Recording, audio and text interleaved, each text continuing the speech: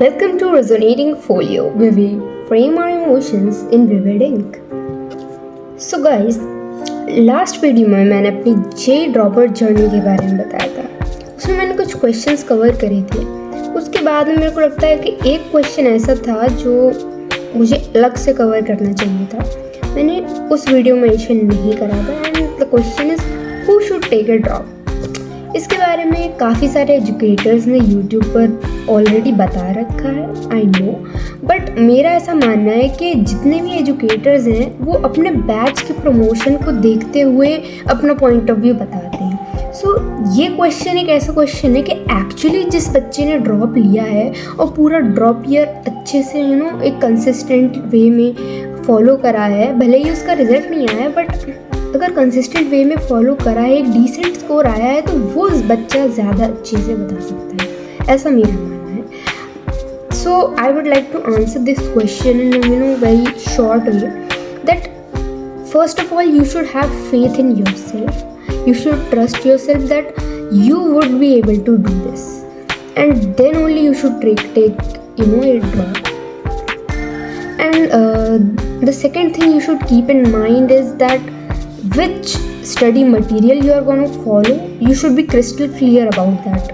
And if you had already studied about the syllabus and you are familiar with the syllabus, it should be 50 to 60% that you should be familiar with it. Then only you should you would be able to improve your score in drop year. Because लोगों को ये लगता है कि drop year बहुत बड़ा है, हम आराम से कर लेंगे।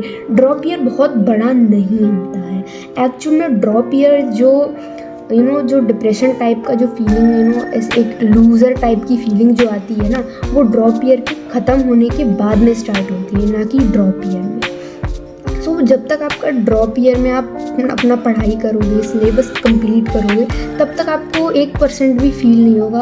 आप बिज़ी रहोगे अपने काम में। और इसीलिए मैं कहती हूँ कि थोड़ा सोचो ड्रॉप लेने से पहले। ये एक टफ डिसीजन है और इतना ज़्यादा भी नहीं सोचना है कि अपना टाइम वेस्ट कर दिए, महीनों निकाल दिए। थोड़ा सोचो उसके बारे में और पहले अपने आप से क्वेश्चंस पूछो कि क्या मैं कर लूँगा, क्या मुझे क्लियर है कि मेरे को इस टीचर को फॉलो करना है, ये स्टडी मटेरियल फॉलो करना है, क्या ऐसा लगता है कि हाँ मैं जेई का डिमांड क्या है वो मैं जानता हूँ, मैं इम्प्रूव कर सकता हूँ। किसी न किसी वजह से मैं रह गया था अपने 12th में, स्कूल की वजह से रह गया था, या कोई मेडिकल इशू था या कुछ भी ऐसा था, तो वो सबको पता होता है हम क्यों नहीं कर पाए। सो अंदर से पूछूँ।